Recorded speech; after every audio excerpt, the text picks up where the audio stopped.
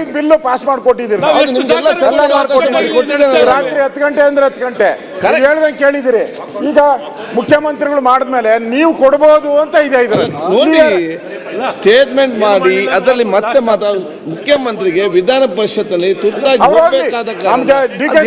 Statement CM ಅಂತ ಅವ್ರಿಗೆ ಕೊಡ್ತೀರಿ. ಸಿಎಂ ಬೇಕಾಗಿಲ್ಲ, ಡಿ ಕೆ ಶಿವಕುಮಾರೇ ಸಿಎಂ. ಬಿಲ್ಲಿಗೆ ಸಂಬಂಧಪಟ್ಟಾಗೆ ತಾವೆಲ್ಲ